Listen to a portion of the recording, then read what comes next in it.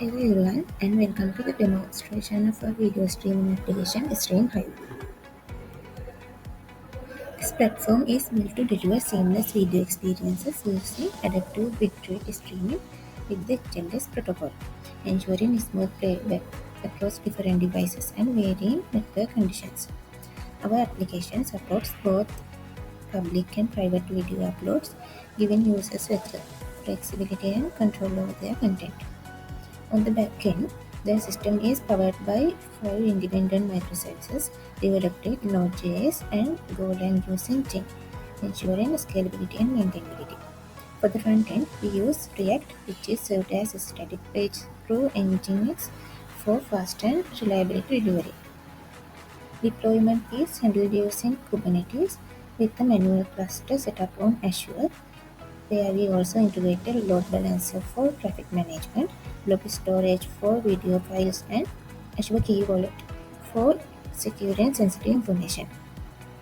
Our data layer is supported by PostgreSQL for structured storage and Redis for caching and performance optimization. Finally, the application runs on a custom domain, making it production ready and user friendly. In this demonstration, we will walk you through the system's process and show you how everything works together.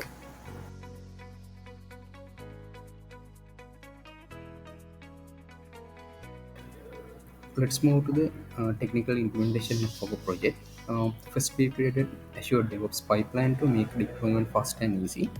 This pipeline build our project and push Docker images to Docker Hub. Docker Hub is a repository where we can store all the built images using Docker.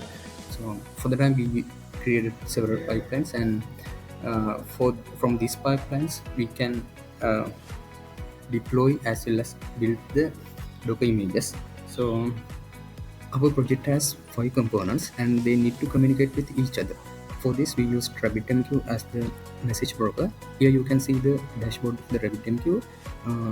At the time, there are 3 queues, but they appear empty because other services has already consumed that messages.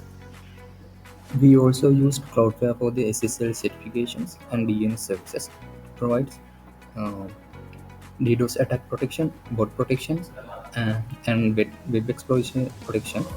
The requests are coming to this domain and they going through this proxies, and then it is forward the traffic into this load balancer IP address.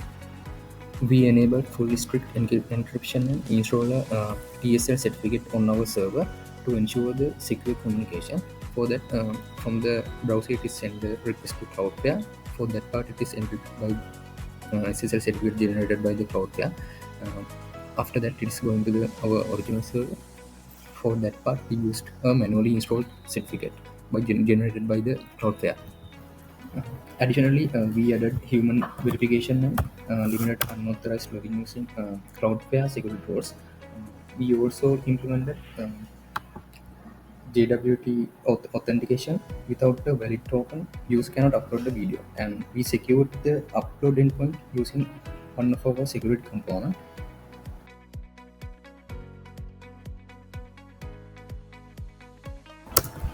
I'm going to do a brief demonstration now. First, we enter our URL and it goes to the verification. After we do the verification, we land on the sign in page. Just click on sign.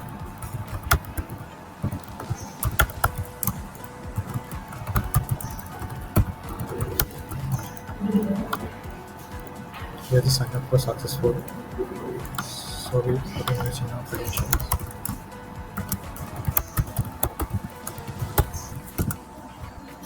After we sign in, we can see the available videos. Move on, upload the video. Click on video.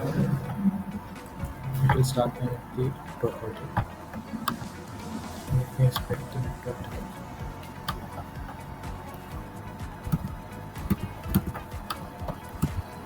You can see it downloaded the correct signals. Now it will start playing this quality according to the network conditions, and if we want to select the preferred quality, we can. For example, if we stream it in 360p, you can see that dropping the video quality. And to now stream at 360p.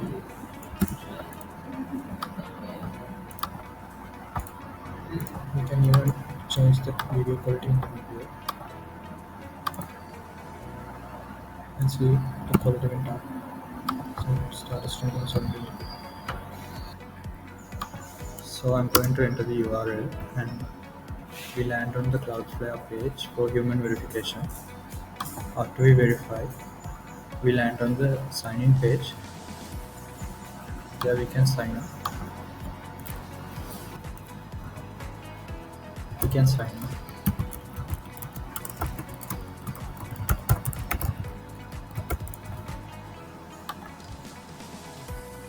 Here the sign up was successful.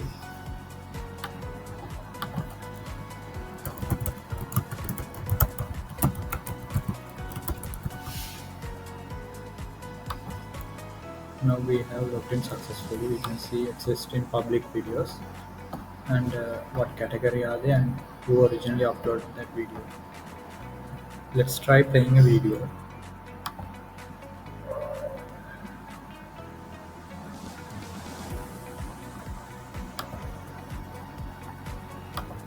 So originally it will start streaming on auto quality, which based on network conditions.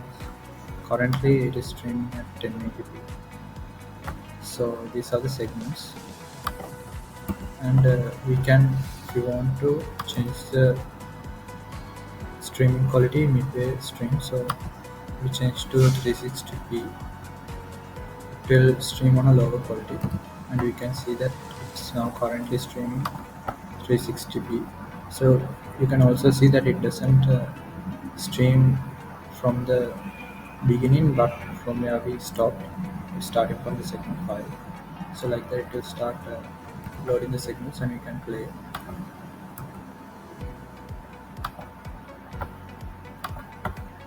So these are public videos and we can also comment on them. So let's comment, and if we post a comment, it will show our name and when we post the comment. And if we log in using another account,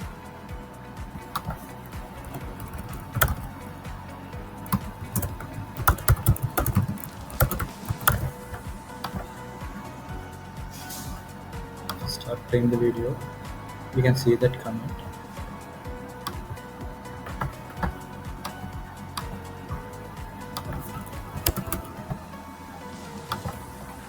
It also has pagination, but currently only there are only 2 comments, and the comment feed will refresh on a time, so it will also appear, and we can only delete our comments, not other ones. Let's try uploading videos. So first of all, in my library it shows videos uploaded by us, and if we check the Azure storage, which we store files, you can see under user 1, which is the current user, it has 1 video. So every video we upload, it goes to this blob storage hosted by Azure. Let's try uploading video.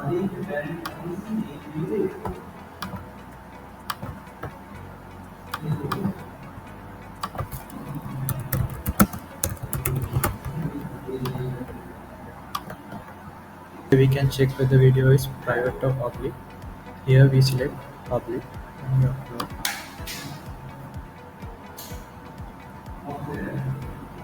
And the upload was successful. And if you check the blob storage,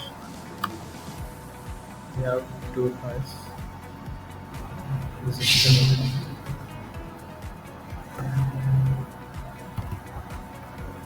And if you check the library, it shows it is still processing. So in the processing, this goes through the transcoder service, which will transcode the video and segment the video. If we see the logs of the transcoder service, we can see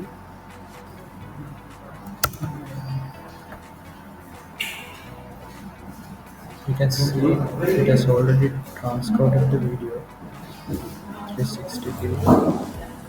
Why to be like that?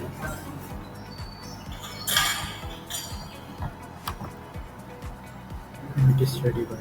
The transcoded segments are also stored in this blob storage under the HLS folder. Here for each user, for each video, there are segments stored. This is the master playlist and there are other segments for each resolution. The number of segments are based on the video length and the size is based on the quality we selected. And this transcoding is done using the transcoding service as I mentioned before using FFmpeg. Let's try uploading a private video. So we select the video as before.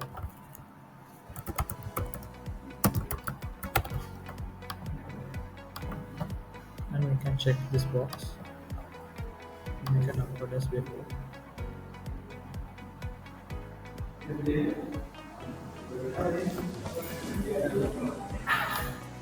go to online. And see. We can check the blob storage. We can see the new video uploaded. So we can see this is showing under private videos. Let's try logging as another user.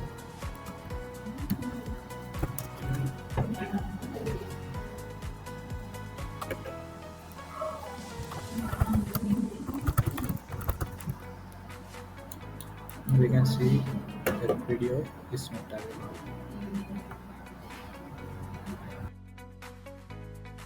So currently under user 1, we have 3 videos. Let's try deleting the video. So if you go to number 3, there are 3 videos. And let's delete this video. And delete it. And if you check the storage, you can see that video also deleted. It also deleted from the Postgres database which stores the catalog also. Let's talk about our infrastructure. We used Microsoft Azure for deployment and we also used Kubernetes. Due to the constraints of the student package, we couldn't use Azure Kubernetes service. Instead, we manually spin up our own virtual machines in Azure VMs and created a Kubernetes cluster manually. To do that, we used 2 medium-sized VMs, one as a master VM, master node, and another one as a worker node. And we installed Kubernetes there manually. Each VM is about 2 vCPU cores and 4 GB RAM. To create our own Kubernetes cluster, we used these commands. In each node, we did necessary initial configurations such as turning swap off and installing containerd as runtime. And also after that, we installed kubelet, kubeadmin, and kubecontrol using apt. And after that, as a CNI plugin for the communication between Kubernetes cluster, we installed Flanner using this command. And in the worker node also, we did the initial configuration. And after that, we joined it with the master node using kubeadmin join, using the certificate obtained in the master node. I have now SSH into the master node. As you can see, there are 2 nodes. And if you look at the ports, you can see I have installed Flanner as a CNI plugin. Another necessary ports in the kube system. As an ingress, we installed Istio. You can see Istio ports here. Istio service mesh is used as a sidecar proxy to handle the traffic in the pods. As I said before, request from the browser first goes into the Cloudflare, then into the origin server. If we check the DNS settings, we can see, first go to this IP address. This is the Azure load balance IP address. So check our Azure account. This load balance is used, and this load balancer forward its HTTPS traffic to the master node using the load balancing rules.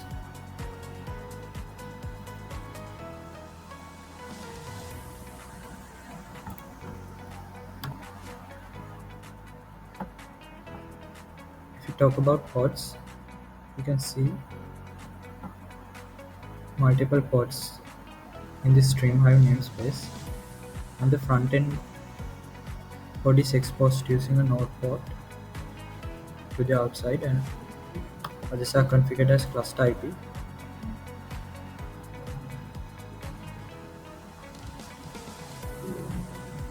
And you can see there are multiple instances of the same service, so multiple ports for some of the services. And the playback service, security service, transcoding service, and video catalog service is written in Go, while the upload service is written in Node.js. Let's try deleting a pod. Let's try deleting transcoder service pod.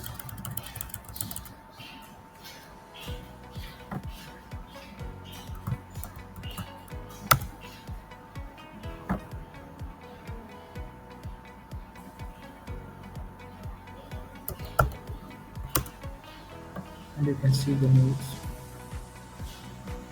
pod for the transcoder service is pinned up by Kubernetes.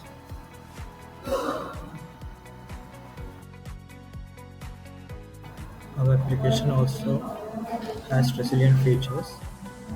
For the upload service, which is a Node.js, we use Opposum library for creating a circuit breaker. And for the other Go services, we use this Sony gobreaker library for creating circuit breakers.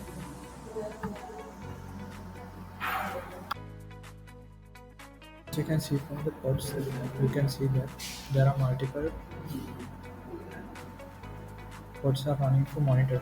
So here we run Prometheus with Grafana for monitoring. Let's see the dashboard. And Prometheus is used as for scraping data, and Grafana will use Prometheus as a data source for showing the data. Here is a sample dashboard we created in Grafana for monitoring the traffic using Prometheus queries. There are other dashboards such as Kubernetes, where we can monitor the pods.